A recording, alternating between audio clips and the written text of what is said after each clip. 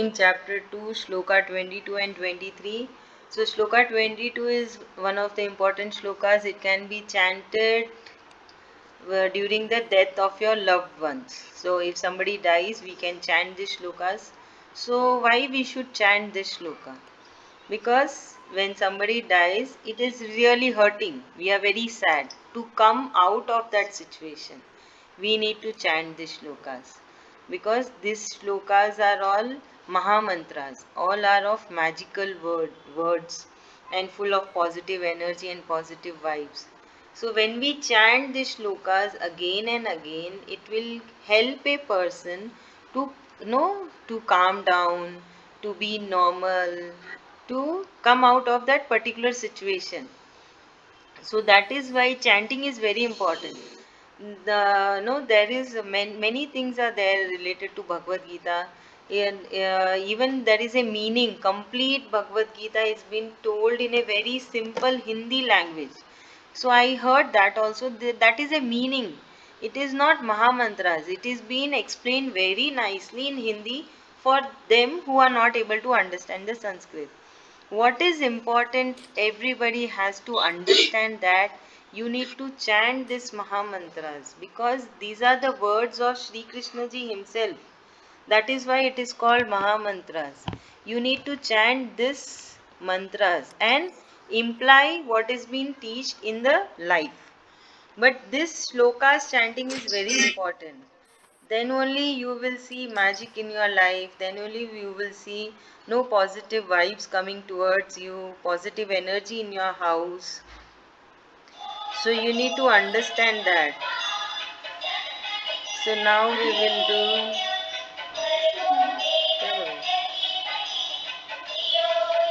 Now, Nalini ma'am, we will do chapter 2, sloka 22.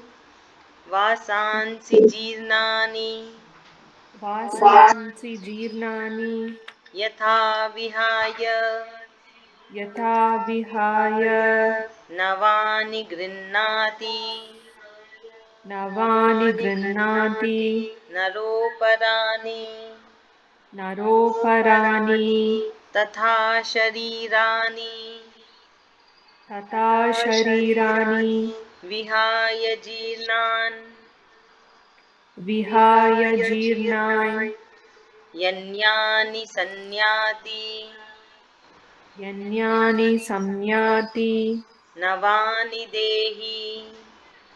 नवानि देहि. Now Shloka 23. Nainam chindanti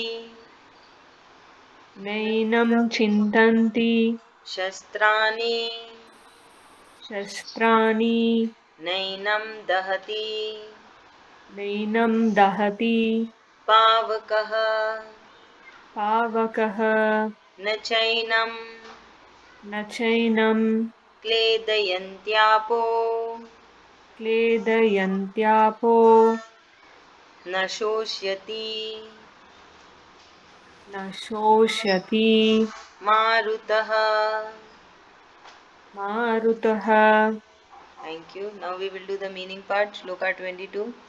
Vasansi, garments, jeernani, old or worn out, yatah, as, vihaya, sheds or discard, navani, new, grihnati, wears or accepts, nara, a person, aparani, others, tata, likewise, sharirani, bodies, vihaya, discards or casting off, Jeernani, old or worn out, Anyani, other, Sanyati, enters, Nayani, new, Dehi, the embodied soul.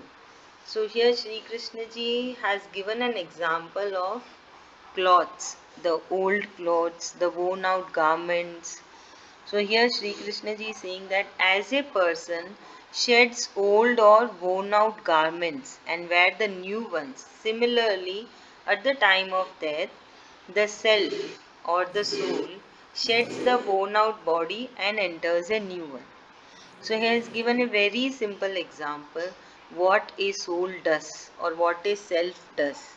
The way we just shed our old clothes or which you don't like those clothes. What we do? We don't wear it. We just shed it.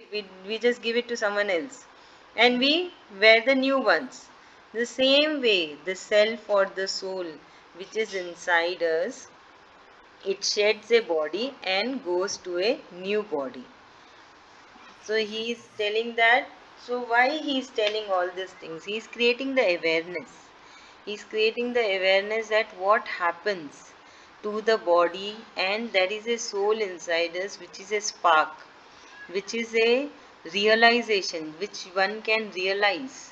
We cannot see, it doesn't have any form. So we need to feel it, we need to realize that soul, that it is passing on to a new body. It is just changing the body the way we change our clothes.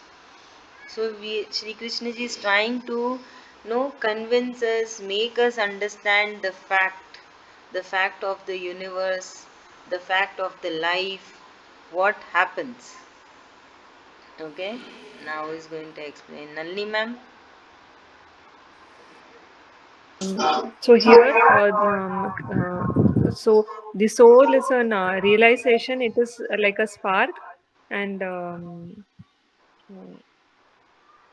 so it is like the body is like a garment which just wears and tears away. So we should realize that the soul is like a spark and which has the realization. Okay, thank you. Sanji. Yeah, for Arjun, yeah. For example, how we wear clothes. When it is old, we give it to some poor people, and we wear the new ones. The same way, the soul also, uh, it shreds a body, goes to the new body. Thank you so much. Pooja Buaji. Lord Krishna says to Arjuna that here he is explaining about that the soul is never die. So he's explaining the giving the example like we are becoming, uh, we are discarding the old clothes to, and we are wearing new ones. Like that same thing, the soul is discarding the body, set the body, and he reborn in the another body. So we should not be sad or feel sorrow for the whom we have lost. That's what. You are brave, Buaji. Lots of hugs. Ma'am, did ma'am miss anyone recently? Ma'am is crying. Yes, I have missed my husband. Ma'am, same here. I have lost my father. So I was in such a depression, and just somehow came to chapter 2 now. Many people told me to read chapter 2, but somehow only now I came to this. I was very, very depressed that I was not ready to speak to anyone. All what I speak is like only crying, and it is like emotions which we can't express and all. Now, somehow I came to chapter 2, and just with the blessings of Krishna, somehow I'm just able Yeah, to face it. but Krishna again and again says that we should not feel sorry. But we are the live people, no human things. So we always feel sorry for who we have lost. But we should not. He is there always in the soul, which we have to meditation and feel that soul about the husband or father, whatever. So I think this is the way you have to read the chapter Yes, ma'am. 2. Okay. Ritu Bhabi. So in this shloka, Sri Krishna is comparing the body and soul to old clothes. So he's saying that just as we discard our old clothes, the soul also discards the old body when the time is up and enters a new body. Thank Again, you. he's trying to say that the soul is immortal and the body has a fixed time period. Thank you. Akriti. Yes, ma'am. So Lord Krishna is again telling that the soul never dies and keep on moving to another person to another person. When a person dies, will go to another person.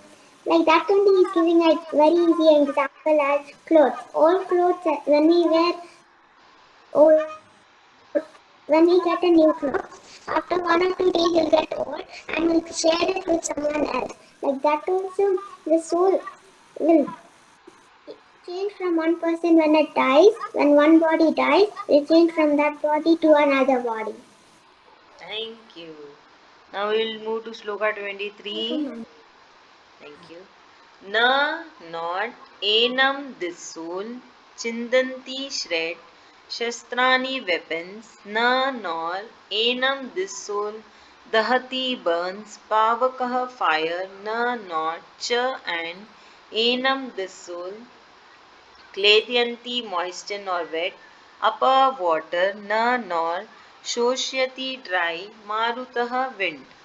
So here Sri Krishna ji is saying that weapons cannot shred or cut the soul, nor can fire burn it, water cannot wet it, nor can wind dry it. So Sri Krishna ji is saying that he has given all the examples, basically the elements, that they cannot touch the soul. Fire cannot burn it, water cannot wet it, wind cannot dry it, and weapons cannot cut into pieces. Because it is it is formless. It doesn't have any form, right? And it is it is a spark which we can feel it. It is a spark inside the body. When this spark is there inside the body is alive. As soon as the spark moves out, body is no more. So he is telling the what is that actually, and he's Sri Krishna ji saying that nobody can do anything to that soul, to that spark or to that self. You know, nobody can do anything. Even the elements, fire, water, air, even they cannot do anything to the soul. Fire, what fire does? It burns, but it cannot burn a soul. The water cannot wet it, the air cannot dry it, and even the weapons cannot chop it. But weapons can chop the body. Water can wet the body. Fire can burn the body. Right? And wind can dry the body. But soul, they cannot even touch the soul. That is what the importance of the soul. So in the complete Bhagavad Gita, Sri Krishna ji is making us realize the importance of the soul, how important is the soul, and what is the duty of the body. What is the duty of the body towards the soul? To give moksha, More to try to give moksha to the soul. So Sri Krishna ji is saying that a body can do this, no welfare for the soul, and he is telling body should try its level best for the soul which is sitting inside the body to give moksha. So we should try to chant more and more of shlokas. the As body gives good karma. Hmm. Krishna is saying that body can do the good karma so that it will go on the path of moksha. So we have to keep the even body in the good condition by doing yoga, meditation, and feel the spark of soul. Correct. Yes. So we should try our level best. You know, that always we are in the path what Sri Krishna ji has shown in Srimad Bhagwad Gita. So we should keep on doing that, and now in Bhagavatam also the great gods like Lord Brahma, even he is continuously bowing down to Sri Krishna ji, continuously he is praying to Sri Krishna ji, and he is saying Lord Brahma is also requesting Sri Krishna ji to give him permission to talk about him. So now we should also continuously keep bowing down in front of Sri Krishna ji. It is not that only in the morning you get up and you bow down, you do prayer, that's it. It is not the thing. You have to do throughout your day, 24 by 7. Even in the night, if you wake up, your sleep get disturbed, you can do one, you can bow down. that I'm bowing down to Sri Krishna ji. I'm bowing lakhs of times, thousands of times. So when we get the awareness, when we get the knowledge, we should do it. And one more thing, Sri Krishna ji has said that why someone is very rich, why someone is king, and why someone is poor. It is because of their karma. So when someone is rich, they are more closer to Sri Krishna ji. They should be, they should try to, they will surely get moksha. And the kings, who are the kings, they are to pakka, they are going to get the moksha if they try. But what happened? They will not do anything because they are happy that I am king, I am so rich. They are enjoying their material life. Sri Krishna ji says that you got this life because of your karma. You are very close to me in the sense close to moksha. So you should try to be more in the path of moksha, more in the path shown by Sri Krishna ji, and attain moksha, give moksha to your soul. So that is the reason someone is very rich, someone is king, someone is a poor, a maid, no, Shudras.